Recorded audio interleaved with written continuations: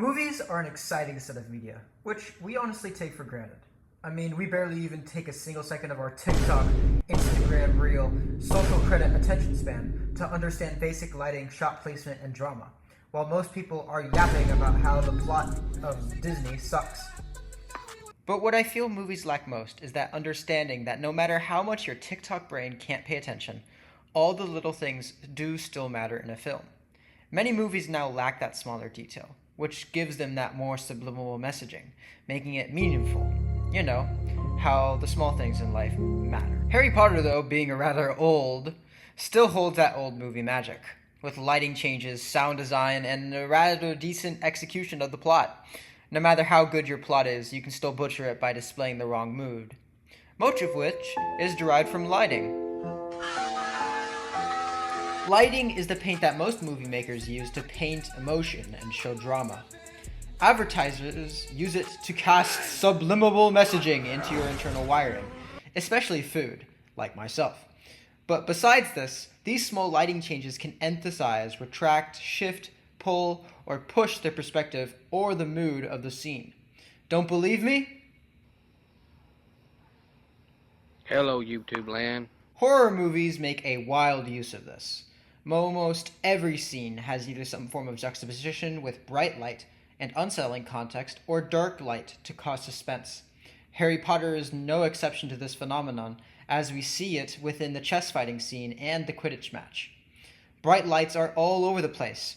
Throughout every inch, there is a bright sun. The mood is joyous. The music pairs up with that brightness, and the vibrancy allows the motion to feel rapid and responsive, sort of like my body when the flashbang gets sent into my room. Compare this to something like the chess scene, or the rainy scene from Book 3, and the atmosphere is much different. There is no happiness.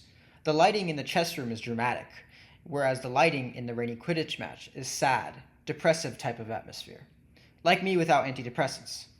You can also tell that during the climax of one of these scenes, when Ron gets absolutely bodied by a queen who didn't even hit him, the dynamic light changes with the shadows being a heavy, low, third-fourths cast, which amplifies the blade and the head of the queen, giving it that cold sense of murder and malice that Ron expects. Then he gets folded like an egg and scrambled like an omelet. But throughout all these scenes, we could just simply silent Michael Jackson voiceover over it, and it would look like this.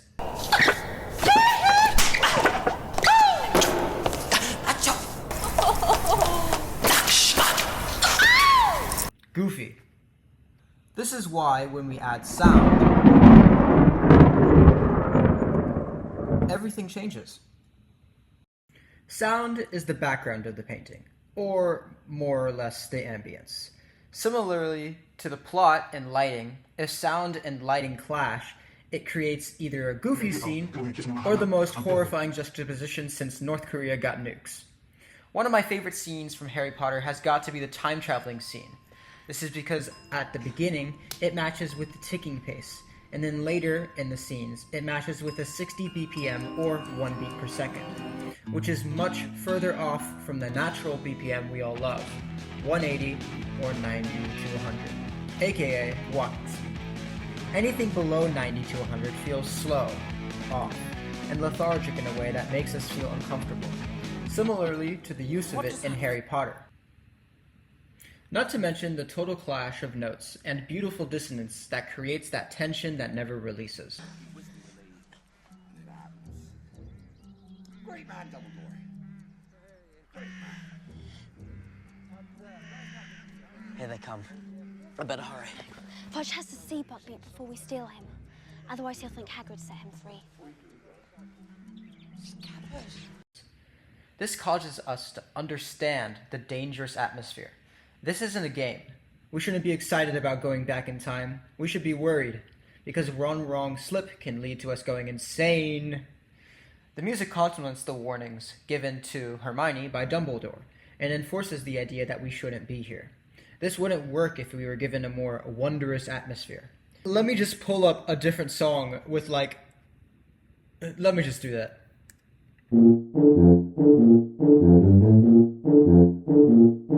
There is a huge difference. We don't see that sort of sincerity or need. we only feel the rush. Kind of like me on drugs, our next line of effort comes from the main thing that ties all of these together. The plot.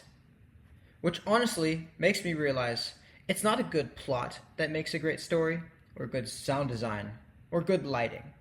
It's the people who work together and care for each other, and the project to make sure it's the best that it can be. We are the story. Except for you! You are a side character! You mean nothing!